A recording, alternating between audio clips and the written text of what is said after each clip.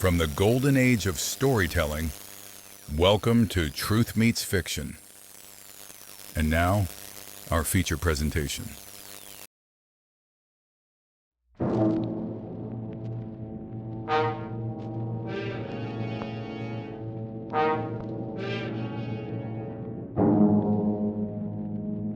Are you upset with today's headlines? Worried about the high cost of living? Want to get away from it all? CBS offers you Escape. You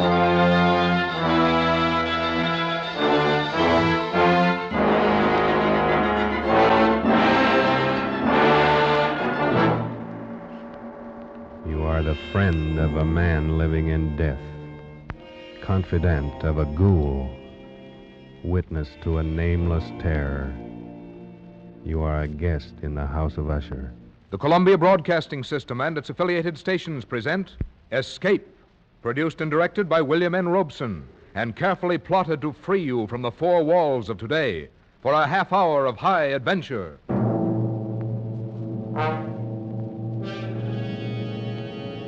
Tonight, we escape to a gloom-shrouded moor and a house where dread holds sway, as Edgar Allan Poe recounts it in his famous story, The Fall of the House of Usher.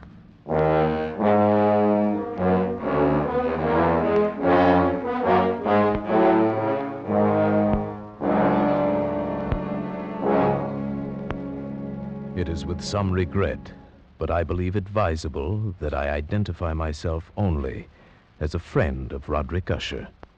Certainly the last and perhaps the only friend of that unhappy man. Having only one sister, he was the last male descendant of the ancient House of Usher.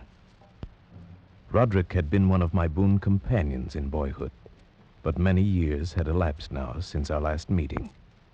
And so as I held his letter in my hand, not yet opening it, I reflected with no little sadness upon the devious fates that chart our courses and drive old friends away from one another.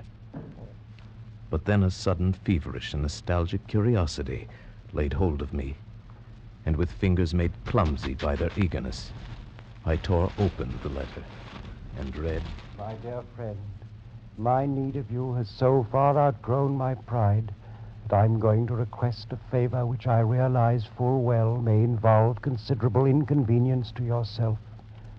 For some time past, I have been suffering from an acute bodily illness intensified by serious mental oppression, if I may so call it. A horror which looms over me, a horror grown so great I dare no longer face it alone. And so, in all humility, and for the sake of years gone by, I beseech you to come to me at once, here to the family estate in the north. Should events conspire to prevent your coming, then only God may know the consequences. Your friend in desperation, Roderick Usher.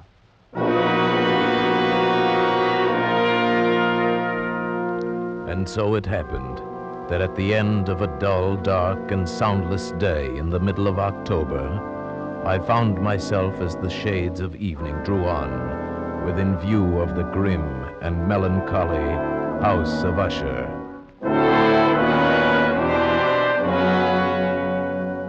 I confess that the first sight of the house, the fungus-covered walls of stone thrusting their crumbling ramparts against the darkening sky, rising out of the sullen, sluggish waters of the black tarn at their base, the bleak and vacant windows staring blindly, the bone-white trunks of decaying trees, these things filled me with a nameless and desolate terror, so that I reined in my horse and sat trembling, half fearing to cross the wooden bridge that led over the waters of the moat and up to the entrance of the House of Usher. Then impatiently I shook off this strange feeling of dread, and was an instant later clattering over the wooden bridge and onto the courtyard. I dismounted quickly, tossed my reins to the silent lackey who approached, strode across the gravel, and up to the massive wooden portal, the door of the House of Usher.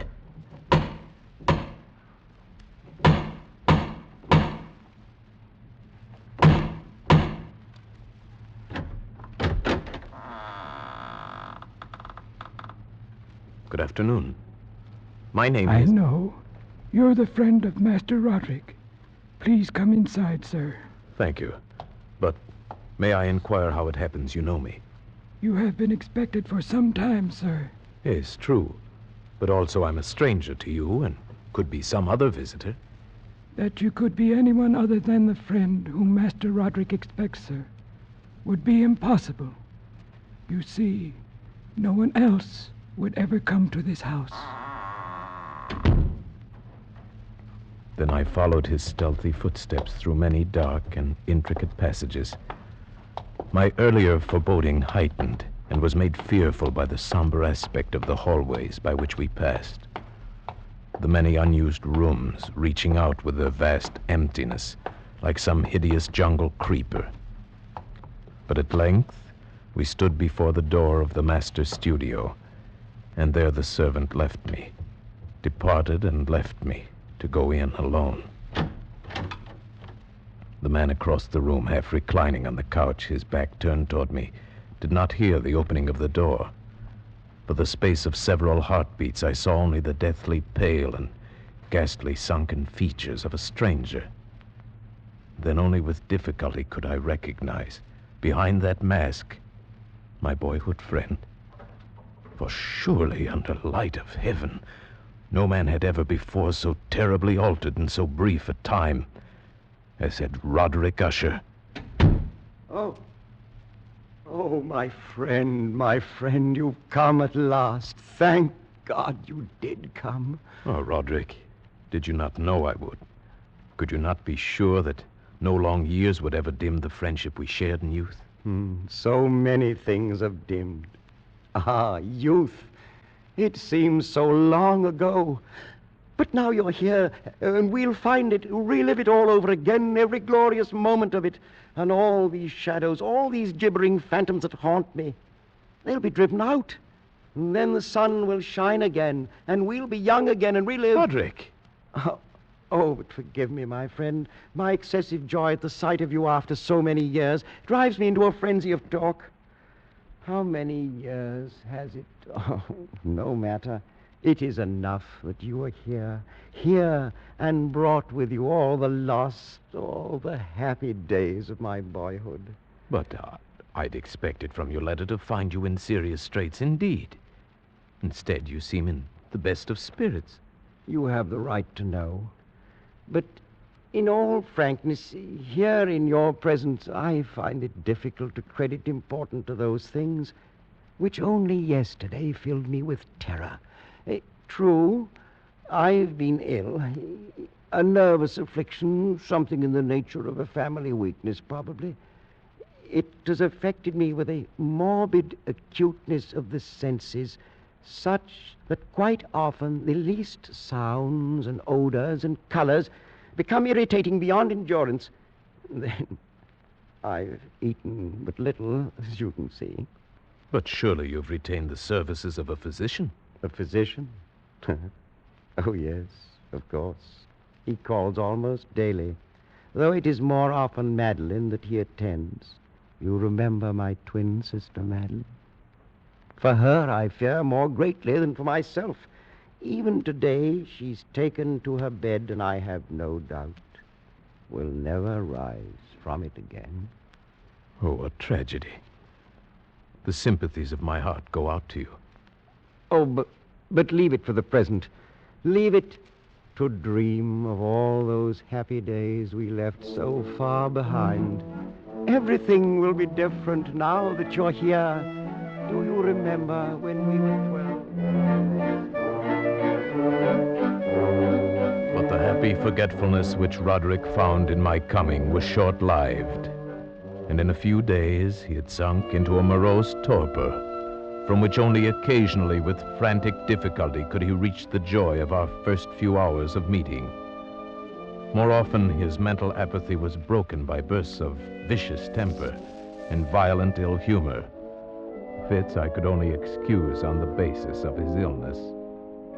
And that illness began in my mind to assume a most mysterious character. Being unable to divine its true nature from Roderick's hesitant offerings, I took the liberty of questioning the physician a few days later when I chanced to encounter him in a hallway. Yes, she's resting as well as might be expected. But she continues to decline. Is that not correct, Doctor? That would seem to be the case. And the malady, the illness which has stricken her, is it the same as that which affects her brother Roderick? I may venture that it is. Might I inquire the nature of this illness? As to that, I am unable to say. You imply, then, that I have no right to the information? Not at all. I am confessing to you quite simply, sir. I do not know what afflicts Madeline and Roderick Usher.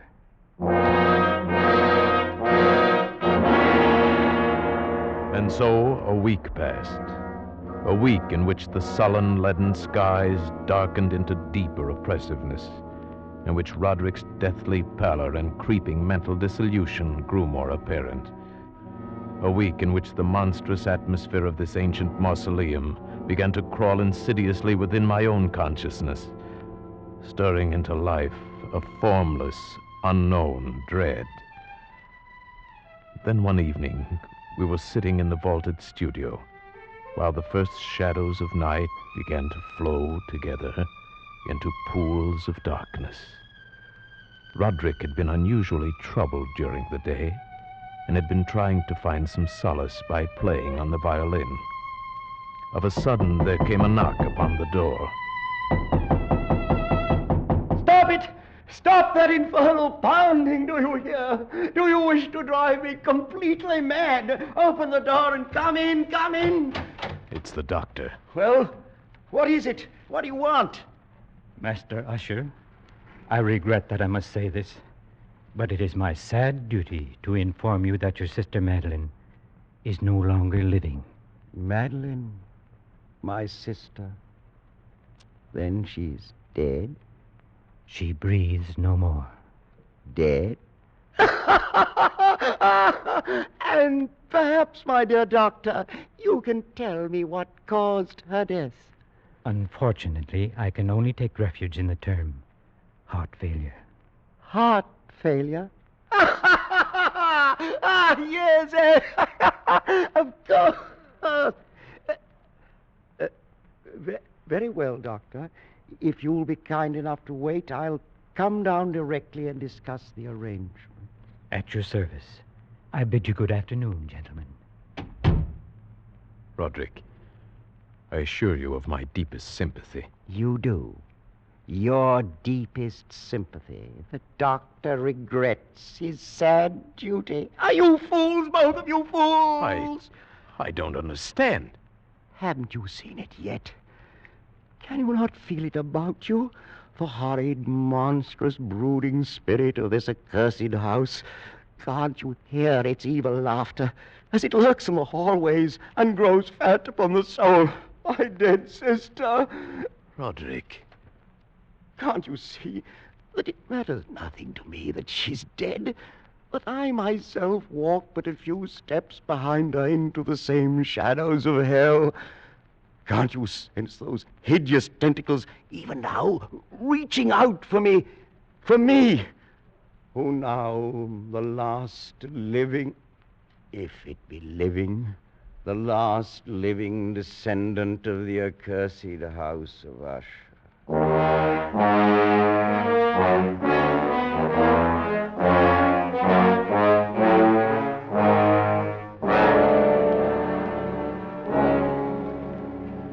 Such was the passing of Madeline Usher, once living, now dead. And her very death, untimely in its aspects, bore to my trembling soul a portent of events yet more hideous, more horrible, and yet to come.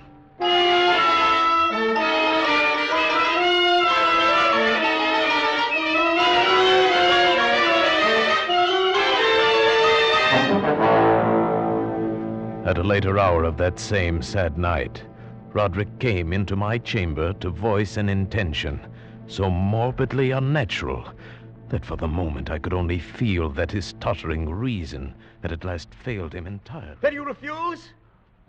But Roderick, this is madness. I tell you, before this night is over, the coffin body of my sister shall rest in the vault beneath this house, and if you will not help me, I shall do it myself. But why? Why? I could not stand to think of her buried out there in the dark graveyard, alone among the dead. Roderick, she too is dead. It's fantastic how little we know of death or of life. The doctor says she no longer breathes. She is dead. She was so lovely, was my sister. Roderick. I must keep Madeline near me. Nothing but evil would come of such an act. I can trust no one but you. Not even the physician himself. He hates us because he can't discover what it is that kills us. Even he might steal the body of my beloved sister, that he might learn our secret. You understand, don't you, my friend? Yes, Roderick. Yes, I understand.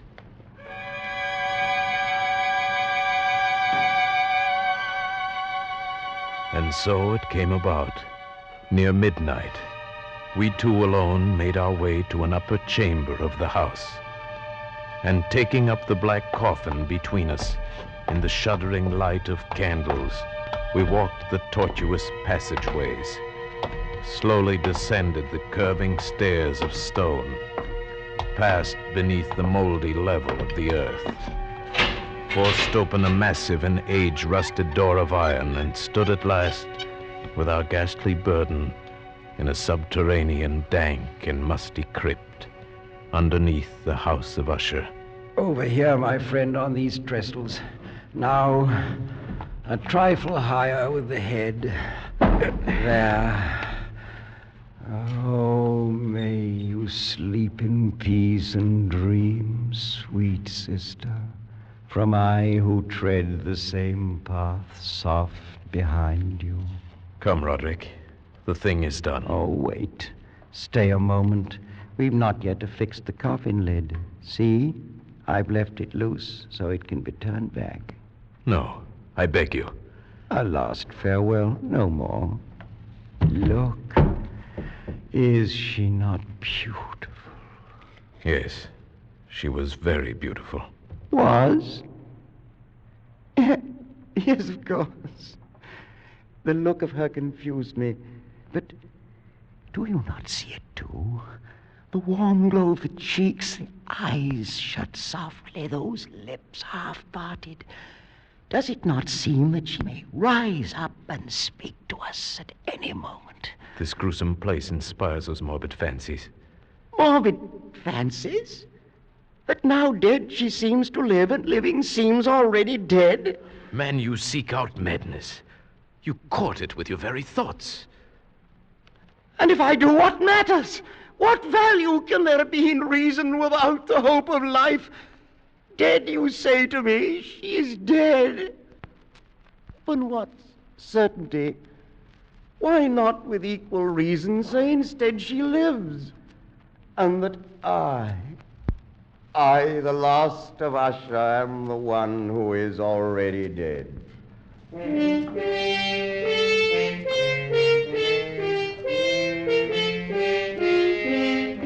I prevailed upon my friend at last to leave that mournful place.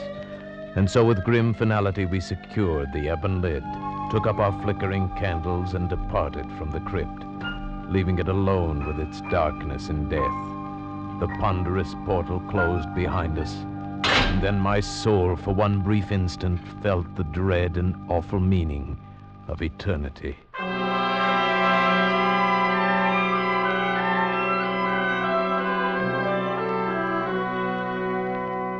There followed then a week of such dreary gloom and melancholy that my own spirit quavered at the menace of the nameless thing enshadowed in that house.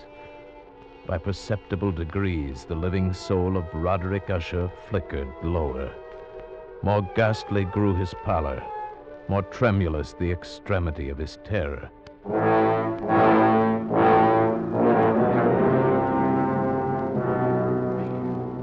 The 8th day following the death of Lady Madeline fell upon the last day of grim and gray October, and brought with it, as the curtains of night descended, the fitful breath of a rising tempest, uneasy gusts of sodden rain, and the sound of sullen, thunderous rumbles born of the dim flares of sheet lightning somewhere behind the lowering pall. I retired at a late hour, but found sleep impossible. At length, overpowered by some strange presentiment of evil, I found my reposeful inaction no longer endurable. And so I arose, threw on my clothes in haste, and fell to pacing the floor of my darkened chamber.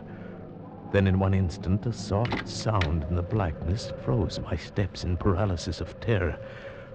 The latch of my chamber door was being lifted from without.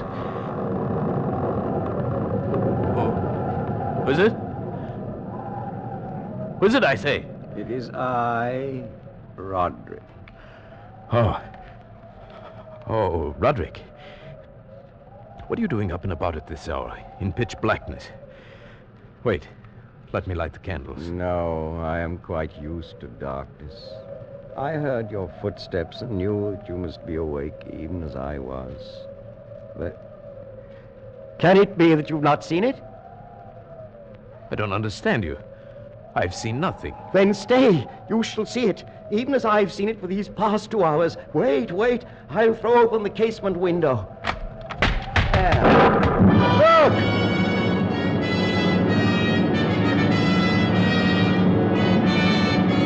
It was indeed a tempestuous yet sternly beautiful night, and one wildly singular in its terror and in its beauty.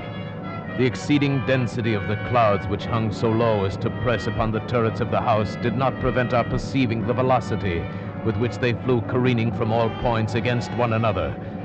We had no glimpse of the moon or stars, but terrible to behold, the under surfaces of the huge cloud masses, as well as all terrestrial objects immediately around us, were glowing in the unnatural light of a faintly luminous and clearly visible phosphorescence, which hung like a shroud about the mansion itself. You see, my friend, tonight the thing grows bolder, gathers strength from the storm and from the dead soul it's eaten. No, Roderick, you must not look at this. Here, I shall close this window and pull these curtains. And now, candlelight. Such darkness is the very mother of evil fear.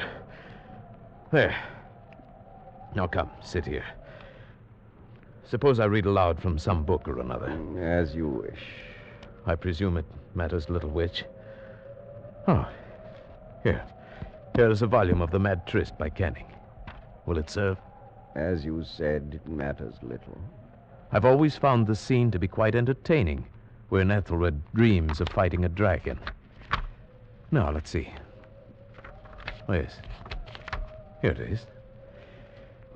And so Ethelred waited no longer to hold parley with the hermit who mocked him from inside the hut, but feeling the rain upon his back and fearing the rising of the tempest, uplifted his axe and quickly made a hole in the plankings of the door for his gauntleted hand. And now, pulling sturdily, he so cracked and ripped all asunder that the noise of the dry and hollow-sounding wood alarmed and reverberated throughout the forest. Why do you stop? Why, that's strange. I fancied I just heard the very sound I read about. Let us say it was caused by the storm. Pray continue. Oh, yes, the storm. Of course. But Ethelred, upon entering the door, was amazed to perceive no sign of the evil hermit, but instead a dragon of prodigious and scaly demeanor, which sat on guard before a shield of shining brass. And Ethelred uplifted his axe and struck the head of the dragon, which fell before him with a shriek so horrid and harsh, like whereof was never before. What sound is that? Sound? The shriek of a dragon, my friend. Read on. Very well. And now the champion, bethinking himself of the shield of brass, approached across the silver floor to where the shield hung upon the wall. But the shield, not waiting for his coming, loosed and fell upon the silver floor with a mighty great... Roderick, I tell you something moves within this house. That sound, it reverberated through the very walls. Can you tell me now you did not hear it? Hear it now? Oh, yes, I hear it and have heard it. Long moments, hours, many days have I heard it. Yet I dared not speak. But why? Do you not know we put her living in the tomb? I tell you now, I heard her first feeble movements in the coffin many, many days ago, and I felt then it mattered little. But now she comes to upbraid me for my haste. And that last dread sound, yes, I heard it, the opening of the metal door to the crypt beneath the house. Now she comes here. Have I not heard her footsteps on the stair? Do I not distinguish the heavy and horrible beating of her heart? Madman that I am, I tell you that she now stands without that door. But even now she opens it. There in the flickering light of candles, in the gloom and curtained doorway, stood the shrouded body of Lady Madeline. For one shuddering instant she swayed there. Then as Roderick uttered a single piteous cry, she fell upon him in violent and now final death agonies, and bore him to the floor, a corpse.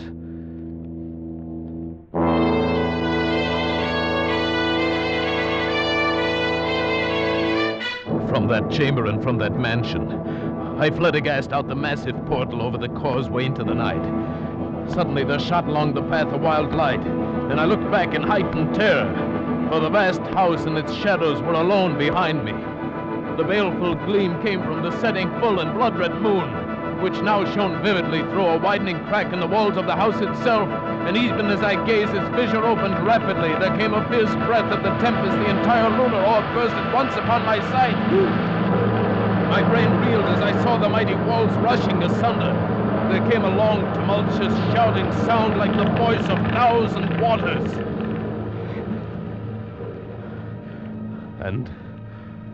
And the dark, deep tarn at my feet closed sullenly and silently forever over the pitiful ruins of the ancient House of Usher.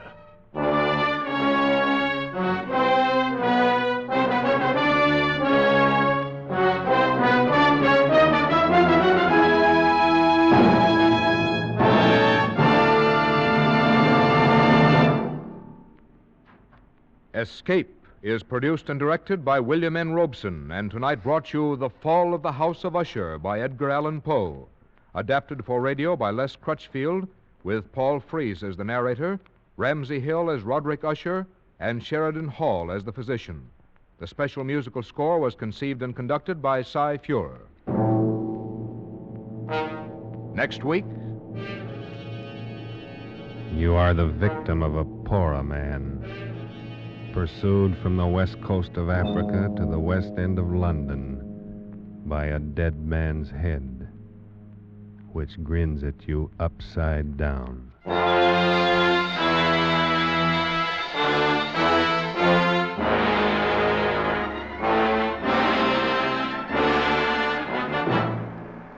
next week, Escape with H.G. Wells' gripping story, Pollock and the Poorer Man. Good night, then, until this same time next week when CBS again offers you Escape.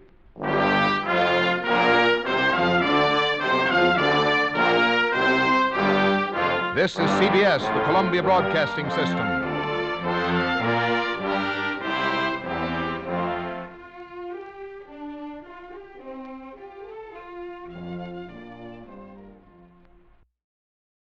You've been listening to Truth Meets Fiction.